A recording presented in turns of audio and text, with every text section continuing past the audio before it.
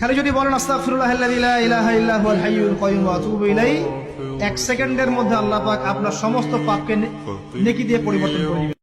তার জীবনে অনেক কিছু আছে, নাই নাই বলবেন না, শুধু কমপ্লেইন করবেন না। অনেকে দেখবেন শুধু অভিযোগ, এটা নাই ওইটা নাই, এই পাইলাম না, ওর আছে এটা, ওর, আমার সাথে কেন এমন হয়, আমার সাথে শুধু আমার সমস্যা। এগুলো যারা বলে তাদেরকে আল্লাহ নেয়ামত আরো ছিনিয়ে নেয়। বরং যারা অল্প পেয়েও বলে আলহামদুলিল্লাহ, তাদেরকে নেয়ামত দেওয়ার ধারাবাহিকতা আল্লাহ তাআলা অব্যাহত রাখেন। সব অবস্থায় আলহামদুলিল্লাহ। যে কোনো পরিস্থিতিতে, যে কোনো অবস্থায় কি বলবো আমরা? তুমি কি পাপ করেছো, কি অন্যায় করেছো?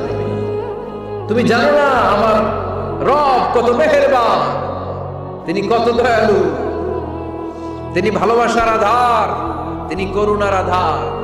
তোমার পাপ অন্যায় যদি হয় খালের পানির সমান, বিলের পানির সমান, আমার আল্লাহর দয়া সাগরের পানির সমান।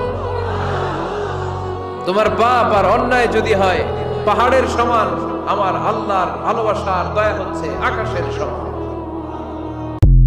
ইফতারির আগে যে দোয়া, ওইটা আল্লাহ ফিরায় না। ইফতারি করার আগ মুহূর্তে আমরা যে পেঁয়াজু, আলুর চপ, বেগুনি, হ্যাঁ, এগুলো খান আপনারা? রুহাবজার শরবত খান নাকি? তো এই যে সাজায় রাখা হয় ডিজাইন করে, এইগুলো রেখে যখন দোয়া করেন, এই দোয়াটা আল্লাহ শোনে খুব।